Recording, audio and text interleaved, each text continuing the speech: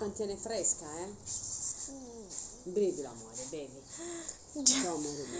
Ci vai in lemonade Torta la nonna, sì. Ciao, non sei. Ancora un goccettino di limone. 아무 다 오지 않아? Gemma, puoi dare un po' di limone a Rossella? Chiamala. Ciao Rossella. Aspetta, No, no.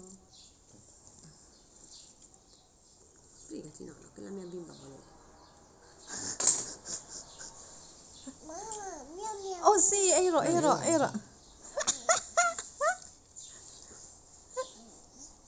Beviti il succo, amore mio. Vai, nonna. Chiama. Aspetta, chiama, aspetta. Guarda il nonno dove lo mette. La Gemma? Mangiano tutto, amore mio.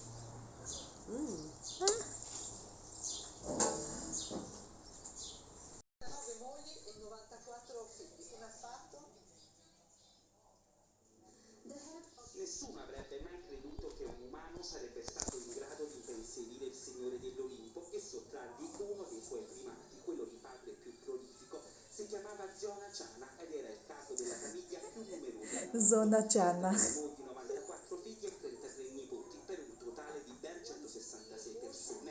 A confronto il mitologico Zeus era un dilettante, oltre a Era, la Giunone romana, avrebbe avuto una manciata di spose, amanti, mortali e non, e soltanto una cinquantina di figli. Zona Chana, 76 anni, da tempo malato, è morto ieri.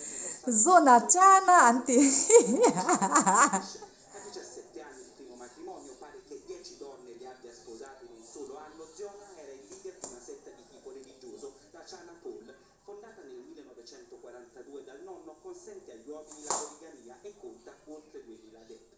Una vita sui generis, certo, ma tollerata dallo Stato che ne ha tratto anche benefici. La sua abitazione, un edificio di oltre 4 piani, 100 stanze e molte terrazze, la chiamano casa della nuova generazione, sarebbe infatti diventata una delle principali attrazioni turistiche. All'interno ci sarebbe anche una pensione per i visitatori da tutto il mondo. In città Zona era poco discusso e molto chiacchierato, dormiva in una camera al primo piano dove ospitava attorno le mogli, quelle più giovani più vicine alla sua stanza da letto e quelle più anziane nei dormitori. Il sottosuolo della Verona